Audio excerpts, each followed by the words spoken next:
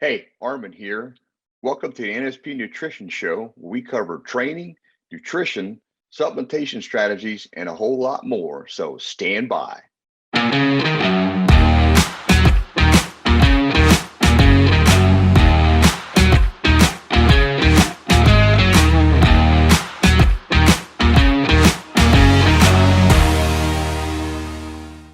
Hey, and welcome to the NSP Nutrition Show. I'm Arman Eckelbarger. Hey, I'm Frank Mills, and we appreciate you joining us yet for another NSP Nutrition Show. Whether you're watching or listening, we do appreciate it very, very much. So thank you for joining us today. Again, another great show. We will be talking about what to know about elevated creatine levels. And, this is a really good kind of topic because some people, creatine's a little controversial, so I'm really glad that you're bringing this up. Also, we've got your NSP fan questions or topics, and we'll be going over some of those as well. All right, so let's get started with the show. Armin, I know that we've talked about creatine multiple times before, but this seems a little different today. And so what made you come up with this topic for this show? All right. So first thing I want to do is we need to clarify it's creatinine levels. Creatinine. Okay. Thank you. Creatinine levels, not creatine. So, but okay, creatinine. Okay. Yeah, Thank you. Thank you. I figured, because a lot of people aren't really aware of this kind of stuff. So, so what happened is I got an Instagram message from an NSP client, and they, this guy is 65 years old, and he's been lifting. He's been lifting like 4 decades, so he's about the same as me. He's been lifting, about 40 years, and he typically, when he has lab work done, because as you get older, you have it done more often. He's been showing high creatinine levels that can range from 1.2 to 1.4. So, just to put some context to that, a normal creatinine level is 0.76 to 1.27. So, he gets a little higher. He gets to 1.4, but we're going to talk about the reasons for that. But when he went to his doctor for the checkup, they told him, "Hey, you're looks like you're beginning the stages of kidney disease," and so he's like, "Okay, is this something I seriously need to consider?" But there's some things that people need to understand when you're dealing with the medical community with elevated creatinine levels, and that's what we want to talk about. Well, for me, botching it right out of the gate, we want to make sure that we do get this right. So I guess what we should probably do is, since here I'm thinking it was creatine, so it's creatinine. Is that correct? Yeah. Creatinine? Yeah, there's a difference. Yeah. Okay. Yeah. So if you would, can you explain what creatinine is so that I know and everybody else knows too, if you don't? Yeah, no problem. All right. So to help give some clarity, it's part of the metabolic panel that most doctors are running, because this is used to check your kidney health. So higher creatinine levels means that you could have some kidney problems. And so, creatinine is basically a waste product that's produced by the muscles. So this is another thing to keep in mind. And so it gets filtered out by the kidneys. But there's several things that can cause, these levels to elevate. But again, we're talking about, elevated levels and somebody has a lot of muscle versus a normal person. So that's what we want to do some clarification about, and to give people a better understanding of what to know. And I think because I had to learn about this myself many years ago. Okay. All right. So what are some examples that you can offer to us, Arman? So different things that can elevate your creatinine levels that, is important to check. First of all, if you have a kidney infection, then they're going to be elevated. That's a no-brainer. And then any impairment of kidney function, cause it to elevate. So one of the things that can cause it to elevate is doing strenuous exercises in excess. So that's probably one of the reasons why this guy, has some elevated levels. But then also too much consumption of protein, excessive consumption of protein can again can tax the kidneys. And then you have foods and supplements that can do it. So too much meat, creatine can affect the creatinine levels because you get creatine from meat, and then vitamin D can sometimes cause it to rise, but typically it's temporary. So another thing is these things can be temporary too. That's what you got to keep in mind. Then obviously, if you do drug use, well, that's going to affect kidney function, and then different medications can affect it. So like cimetidine and trimethoprim, and I'm going to probably butcher some of these up, but corticosteroids, pyrithamine, Wow. and then there's like 3 or 4 others. So I'm not even going to try and pronounce them because I don't think anybody really cares. But if you take a medication, and that's something you always want to kind of check to see if it does affect kidney function. But typically, the medical community is pretty good about educating people on that. And then finally, too much alcohol can cause elevated levels. I mean, these are kind of no-brainer options here. Out of the things you brought up that kind of made me curious right out of the gate was strenuous exercises. So why would those be a problem? So here's the thing is, as a regular, if you're an athlete, okay, your levels are always going to be naturally higher, especially with 48 hours of exercise, because, the creatinine is a waste product of creatine.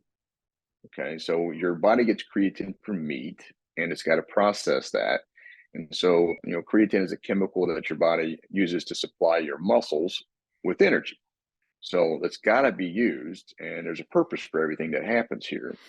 So as your muscles use the energy, the tissue that makes up your muscles is going to break down. So because that's when you're weight training, you're breaking down muscle.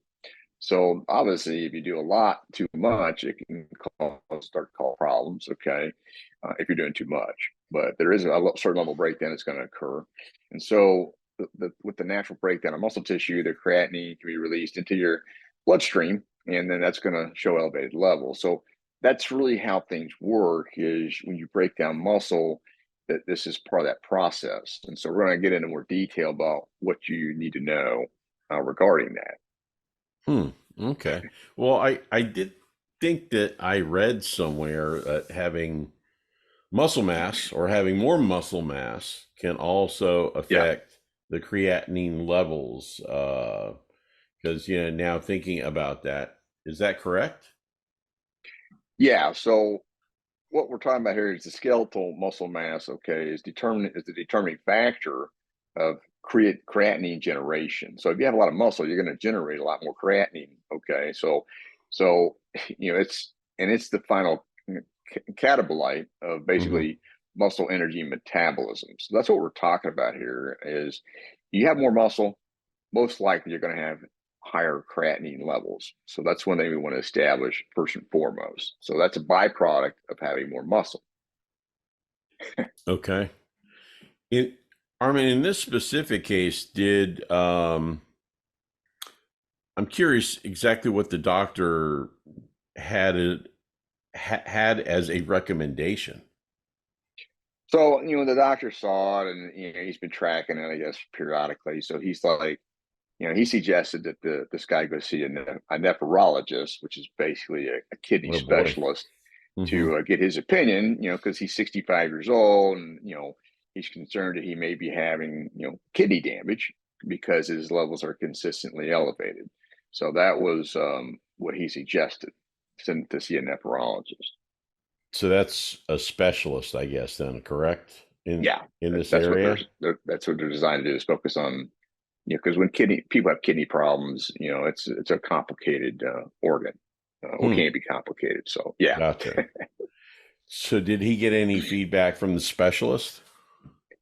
Yeah. So this particular specialist told him to stop taking creatine. And then he said to cut his protein to 85 grams a day based on his current body weight of 185 pounds. So that was what he suggested. Okay, so I find that pretty interesting, and I'm curious what your response in that matter was. All right, so I've had to experience this too, and so there's a always a lot of moving parts to when you have an elevated level. But I just told him, first of all, I'm not a doctor, and I'm not a specialist either with regards to this. But I suggested he get a second opinion because my levels elevate from time to time, and I've had them be elevated for when I get my labs done, which are typically every 6 months to a year, they can still be elevated. So okay, so what's the red flag here? And so the medical teams I work with basically are not too worried about it due to my muscle mass. So they're saying it's typical for you to have higher creatinine levels.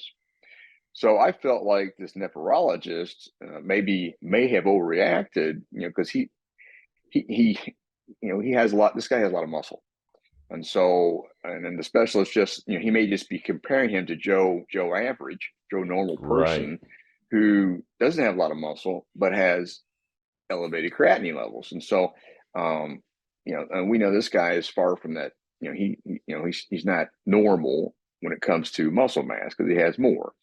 So since he trains hard and admitted that he may overtrain from time to time, I basically said he should focus on making sure he doesn't overtrain because that's going to cause more muscle breakdown, obviously. And then, because that's always an issue, no matter what you're doing, that's not beneficial. And then, so if you break down too much muscle, what we're talking about here is the breakdown of amino acids as well. And this whole process can help, it can actually cause the kidneys to get clogged, start having blockage. So in extreme cases, which, you've heard, we've talked about in the past, if you get too much muscle breakdown, then you can go into what's called rhabdomyolysis. And so rhabdomyolysis is just too much muscle breaks down, and it just leads to kidney failure because the kidneys are blocked with too much byproduct of the protein breakdown. So, that's a serious problem because, that takes several weeks to clear that out. So that was the thing I felt like, okay, make sure you're not overtraining. And I said, try to stay in that 45-minute window because that's worked well for me. And my creatinine levels have actually been pretty stable with that strategy. And I'm taking creatine, and I'm going to be 60, so I'm not that far behind. But the last thing to know, though, when you're having these tests done, is dehydration can cause the same problems. Okay, which is a temporary rise in creatinine levels. So dehydration can cause all kinds of problems. It can elevate your blood pressure, it can elevate creatinine levels. So that's why it's always important to be hydrated sufficiently, especially if you're putting a lot of demands on the body. So that's kind of what my initial suggestion was: get a second opinion, because I deal with different medical professionals, and they weren't concerned about the higher levels. So that's up to him. But I just don't think that these people are dealing with bodybuilder type physiques that contain more muscle. So that was what I suggested. Interesting. I am kind of curious on your thoughts about not taking the creatine from what the doctor's instruction was. Yeah. So on that one, just remember, first and foremost, you get creatine from eating meat. Okay. So if you're eating a lot of meat, then you're going to have more creatine, but your body stores it, so because it's going to use it. So that's one element. So if you're eating a lot of meat, then you got to decide, okay, how much extra creatine do I need? Because the body can use a lot of creatine for the purpose of energy and stuff. So if you supplement with creatine, it does get stored in the liver. So excessive meat can cause it to store in the liver, and then taking creatine, it basically does get stored in the liver, so it gets used as you need it. Okay, so it's always available, especially with the demands of resistance training. So I've done it both ways myself, and taking creatine and taking it so I don't have a problem. I don't really have a problem with people taking a break from it. I've done it too. You might take a couple of weeks off, it'll clear out, and then boom, you can go right back on it. But I think sometimes these things get overstated. But you're going to know more if you have somebody that's a specialist regarding elevated creatinine levels that knows about muscle mass, because I've had other clients that had to set another red flag, and they went to their doctor and they freaked out and you're on the verge of kidney failure, blah blah blah. And then they got a second opinion from a person that deals with bodybuilder people that have extra muscle, and they're like, "Nah, you're fine, just ignore it." So, there's a lot of extremes.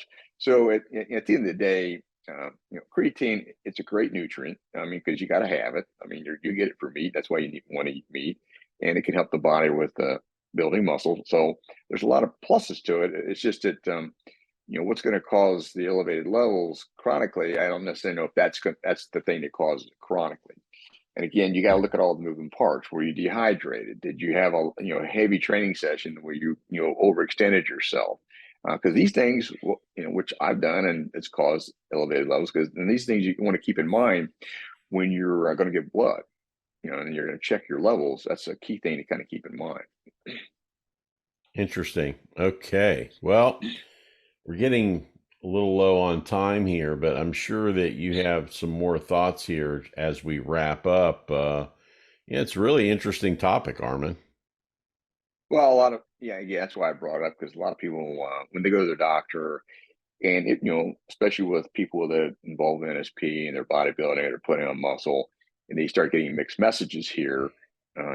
You need to be your own advocate first and foremost. Maybe there is a case where you may be having kidney disease, kidney failure, but at the same time, let's not overreact to it. Let's do a little bit more digging to see, well, is that really the case, or is it something temporary? So, from my standpoint, if you're somebody that's put on a decent amount of muscle mass, and most likely going to experience some elevated creatinine levels, Mm-hmm. but the medical community can tend to overreact to these readings because they're geared towards anything that comes out of the normal range.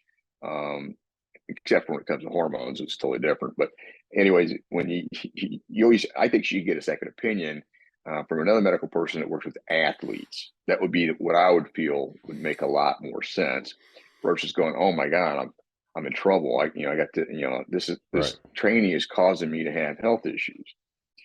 Also, people who do endurance events like triathlons and marathons, and these are extreme events. Okay. These people can have elevated creatinine levels for weeks at a time because of all the breakdown, after they do an event. So this stuff is actually kind of normal. Okay. Your body's just dealing with the stress that it was put under. Mm-hmm. So can you make it more efficient? Well, yeah, you can always look at ways to make it more efficient. My opinion would be to make it more efficient. Just make sure you don't break down too much muscle by overtraining. That's the first thing, and that'll help. And the other thing is if you're going to have lab work done, and you're going to have it done, then you've had traditionally high levels of creatinine or Mm-hmm. above the normal range, then take a day or two off. Let your body just kind of recover, get hydrated, and then go do your lab work. And I think you'll find that it will come back perfect, or maybe at the top end of the range, but that's because you have so much more muscle.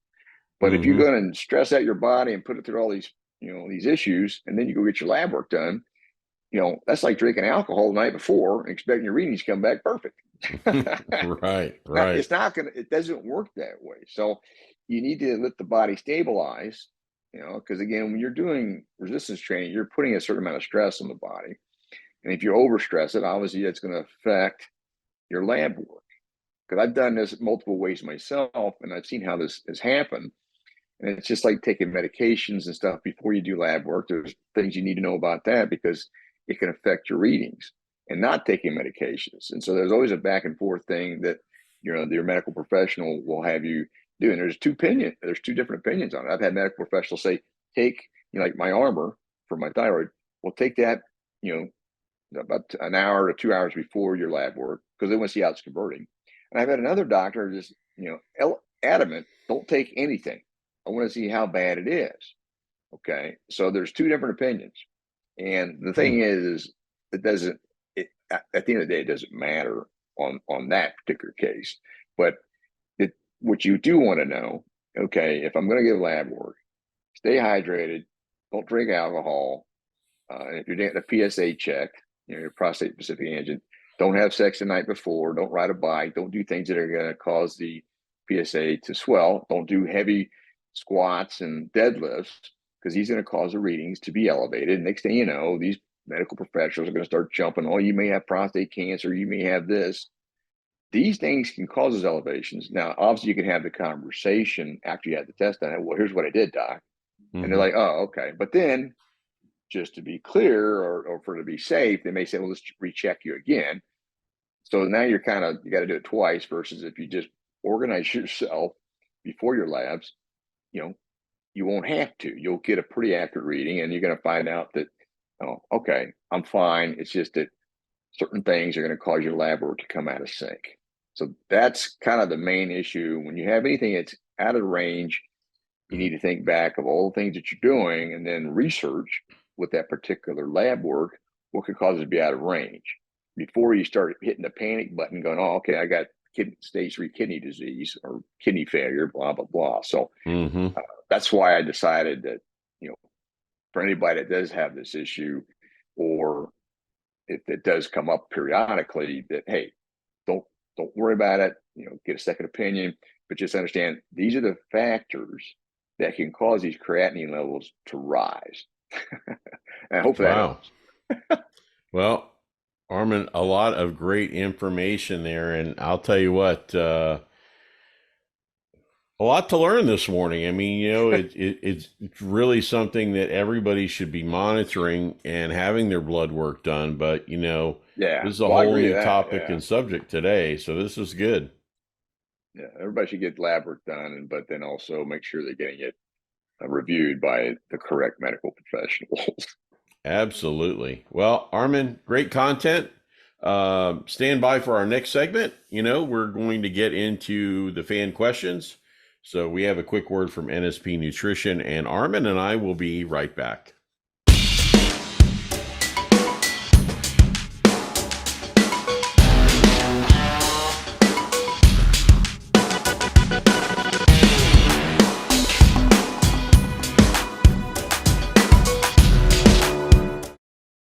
Hey, and welcome back to the NSP Nutrition Show.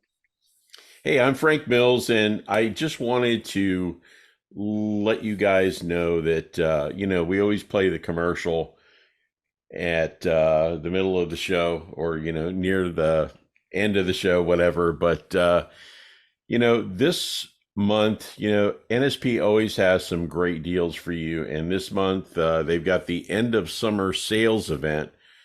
They're basically taking their top 10 best selling supplements and offering you a buy two, get one free option. And I don't know about you, but to get an extra bottle of whatever you normally take is a great deal. Whether it's protein, I mean, that's where the first thing I looked at is stocking up, right? But one of the premium products, absolutely. So, it's a great deal, isn't it, Arman? I would take advantage of it for sure because it's always good to stock up because it's not gonna go bad. Absolutely. So take a look at nspnutrition.com and take advantage of the end of summer sale. All right, on to fan questions. We normally get a lot of questions from the United States. Today we got one from Spain, from Armando. And Armando, thank you for name. Yeah. Armando, pretty close to you, Arman, right? Yeah. Would that be your Spanish name, Arman? Armando? I have no idea. It's maybe. My name's a German name. It's supposed to be Armand, but the doctor that delivered me at the hospital, he was Egyptian, so he thought it was a Middle East name, so he decided to change it to Arman. He thought it was misspelled, but it has a D on it in Germany. It's a German name traditionally, which is ironic. So interesting. Okay. Yeah. Well, Armando in Spain, he's actually watched a lot of our shows. He's a soccer player and plays quite a bit of soccer, trains hard. He was kind of curious on your thoughts for hydration and what a lot of the athletes are taking for hydration. You know, there are quite a few things that we see in Yeah. sports. We see, you know, Gatorade or Powerade predominantly. Mhm. We see Yeah. water. Other things, hockey players are now taking those new carton kind of drinks. I forget what the product name is, but we're seeing a lot of things for hydration. He was wondering what your thoughts were for hydration overall, whether you're doing things casually or if you were an athlete playing a sport, any suggestions on hydration? Yeah. So for me, I haven't bought some of these other products, which it's on the radar. I just haven't really done it. One that I haven't taken myself, but seems to get a lot of really good reviews is a product called Element, which basically is the letters LMT. It has the magnesium, the potassium, and sodium, and all these combinations that are supposed to be optimal for sweating, because that's you lose your electrolytes from sweating, and that's what you want to be able to do is to restore those so that the muscles can contract and not cramp up and have all these other fatigue issues that come up. So for me, the way I kind of prepare is I just have like an eighth or a quarter uh, t- teaspoon of sodium. I get the real Mm-hmm. salt from NSP because it's a high quality sodium. So that's what I use. I put that in my coffee in the morning, and it does help with the endurance, in my opinion. So that's what I've been doing. But Mm-hmm. you can try some of the other drinks. I'm not a big fan of the Gatorade and the Powerade because they're cheap, but also I'm not really feeling comfortable with the different ingredients that they put in from the bigger companies because they typically are going to make the cheapest product to get the most profit. And I understand that makes sense. But at the same time, I've looked at those drinks before. I don't really care to use those for hydration. Mm-hmm. But obviously water is really good. But when you can add the minerals in, and you can look up the different types of minerals that are available, but magnesium, potassium, sodium, and that's the three big ones. When you have those, it can help with performance. It helps with the brain function and the body and the muscles contracting and releasing and using energy properly. And Mm-hmm. outside of that, just continue to stay hydrated, so that because you're sweating a lot, that's where you lose everything. Mm-hmm. So I don't really have that's again what I'm doing is just basically the salt in the coffee. Right, right. You know, thing that's odd is I was actually watching the World Cup of soccer. I was Yeah. watching some, I think it was last night. That's right. And one of the ladies from Korea, you know, they were getting their water and hydrating and everything. And they gave her a plastic tube and Hmm. she ripped off the end and sucked down whatever was in that tube and drank some Hmm. water and ran back on the field. And I want to look up and see what that is. I was really curious. I've never seen that before, so I'm sure it's something to help with hydration or for her system. Who knows? Maybe it was a Well, quick I snack. I think it was mostly probably a glucose based solution. So, when Hmm. you're doing running around, like when I play basketball, I like to take a glucose supplement to help restore my glucose because you're burning it really, rapidly, especially playing basketball or soccer or something where you're Hmm. running very hard. So it was probably that related type of drink, but I'm guessing as well there could be electrolytes in that, and it could be specially formulated, and that's how they package it, so it's convenient to the dose would be with the packaging the way they do it, and then you kick it back and get back out there because there's a lot of research being done on these drinks because it can help performance because you don't have any cramping issues because cramping is a huge problem when you're an athlete because you're Hmm. contracting, you're running, you're burning so much energy, So when the muscles get too fatigued and the cramping starts kicking in, you're going to be limited. And that's where it can cause injuries because the muscles lock up and you still try to go. You can end up pulling something as well, just because of the fatigue on the muscles and you're pushing yourself to the limits in a lot of cases. That's kind of my thoughts on it. So interesting. All right. Well, Armando, thanks for the question. And thank you for watching or for listening, however you enjoy the show. We have another question from Luis. He's down in Sao Paulo, Brazil. And oh, wow. Okay. pretty interesting question here. Kind of made me laugh. And I'm sorry, Luis, but I thought it was funny. But, Arman, when you train, and this is specifically for men, maybe for women, I don't know. But apparel is really important. And we've talked about shoes and socks and all different kinds of things.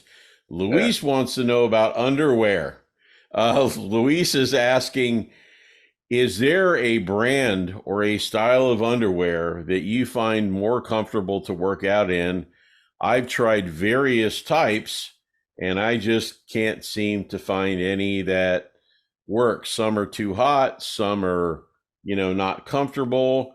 Do you have any suggestions on underwear for working out, Arman? Well, no, I don't have anything specific. For me, I mean, I don't like to have super tight underwear. I don't like that. But you don't want to be. I don't like doing the what do you call it? The ones that are kind of baggy that go down Those just like boxers. Boxers. Yeah. I don't like the boxers, but I do like the. There's some different brands that have a more of a snug fit, but they're not the the other style where it's just like a brief. So I like kind of a mix between a boxer and a brief for me, just to for that purpose. But I would say experiment and look up different brands and just buy one bag here, one batch here, and then see how they perform for you. When you're in Brazil, I don't know how the manufacturers work there either, so there could be some differences there. But you'll if you keep doing that, you'll find some that are gonna fit the right way. But as your thighs get bigger, that also creates other issues too. So that's something that I've dealt with because that makes the underwear fit much more tighter, much more snug, and that's not comfortable. So yeah, you're gonna have to find some stretch type of, and then it depends on your budget because you can get really expensive underwear. Okay, but it's like holy mackerel, how much they you want to can spend get expensive, for a pair of underwear. So it's that's a mixed bag question. I don't have a quick solution for that one, but it hasn't really been a problem for me. I mean, my thighs they're not super big where it would really be a pain, but I do find that I like the mix like I talked about with between the brief and the boxer. That seems to work really well, and I like buying those more often than anything else.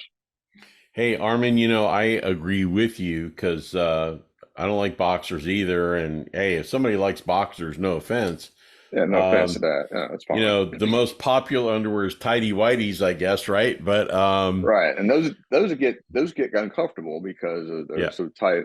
They end up, it depends on the size of your legs, obviously. Those are kind of, I can't take those either. It just it's just not comfortable. So I get what he's saying. Well, I did a lot of research on this at one time because I'm a guy who sweats a lot. When I walk outside, I live in Florida. So when I walk outside now, it's 100 degrees outside. You are automatically, I'm drenched and I'm oily and I'm sweaty and I'm uncomfortable. So I looked up too. Yeah. So I looked up different types of either briefs, boxers, the tight fitting boxers, all different types. And I found that New Balance has a brief, like a short brief. So, and bought those. They say they were extremely breathable, comfortable. And these have been the best I've ever worn. Okay. There you go. So it's all I wear now. New Balance, I'll have to check those out then. Yeah. Okay. Really like them.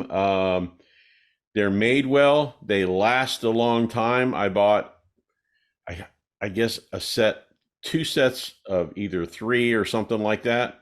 Yeah. And this was a couple years ago, and they're perfect. They're just very, very good. So hopefully that helps you, Luis. But thanks for bringing up the topic of underwear. Hey, it's something else we can learn. But make sure that you share the show with your friends, your family, so that we can help them with their underwear too. Hey, you never know, right? But Arman, thanks again for all the great information, and thank you, audience, for your topics and questions. And join Arman and I next week for a brand new episode of the NSP Nutrition Show. Hey, thanks for checking out the NSP Show. Go to nspnutrition.com where you can find a whole heap of resources to help you achieve stunning definition and eye-popping levels of muscularity. Don't forget, you can save 10% on your first order by using the code NSP Show at the checkout. Catch you next time.